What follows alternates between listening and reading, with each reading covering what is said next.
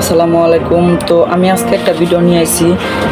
ভিডিওটা নিয়ে আসতাম না, নেওয়ার কারণ হচ্ছে এক মাসে আমার 3টা মামলা দিচ্ছে। তো মামলাগুলো আপনাকে আমি দেখাইতেছি। মামলাগুলা এক মাসে 3টা মামলা দিচ্ছে, এই জন্য আমি ভিডিওটা নিয়ে আসছি। তো এই মামলাটা দিচ্ছে আপনার গেছে মাসের 26 তারিখে ময়মনসিংহ বাইপাস। এই যে এই মামলাটা দিচ্ছে ময়মনসিংহ বাইপাস 26 তারিখে। মামলাটা দিচ্ছে 6,000 টাকা।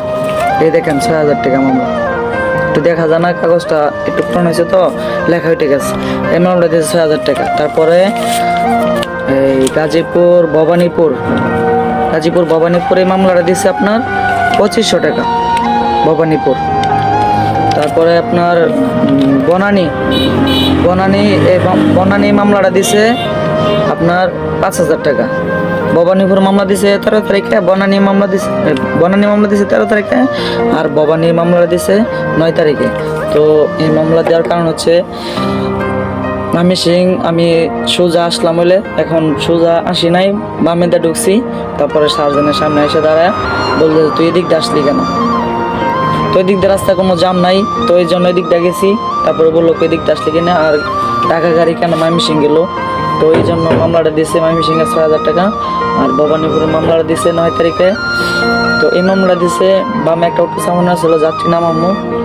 তারপরে রাস্তায় দাঁড়াইছি, ডানা দেওয়া রাস্তায় ক্লিয়ার, জাম নাই।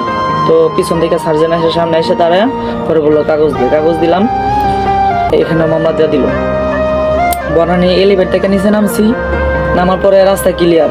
তো বামে দাঁড়ায় যাত্রী উঠাইতেছি, এখানে যাত্রী উঠাই কেন, এই জন্য সামনে এসে বললো কাগজ দিলাম, মামলা দিয়ে দিল। তো কাগজ চাওয়ার সাথে সাথে কাগজ দিয়া দেই, তো এই জন্য এই মামলাগুলা দিছে। তো এত রিকোয়েস্ট করলাম, ময়মনসিংহ মামলা দিল 6,000 টাকা, কাগজ দেখাইলাম, কাগজ দিয়া দিছি। দেওয়ার পরে বললাম যে ময়মনসিংহ 6,000 টাকা মামলা দিছে, স্যার এটার উপর আরেকটা মামলা দিয়েন না।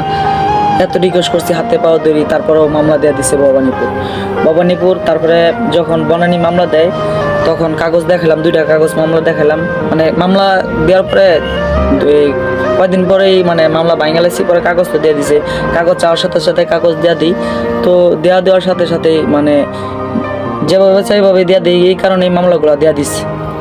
তো মামলা দিতে ভালো নাহলে যদি কাগজ না দিতাম।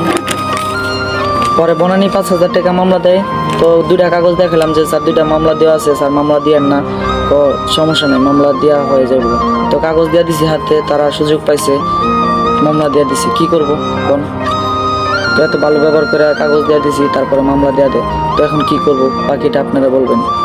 কিছু করার নেই, এই হলো পরিস্থিতি। মানে কিভাবে গাড়ি যে চালানির কোনো ব্যবস্থাই মানে বুঝতে পারতেছি না কীভাবে গেলে। কাগজ চাওয়ার সাথে সাথে কাগজ দেওয়া দিই, তারপরে মামলা দেওয়া দেয়। এটা কোনো কথা?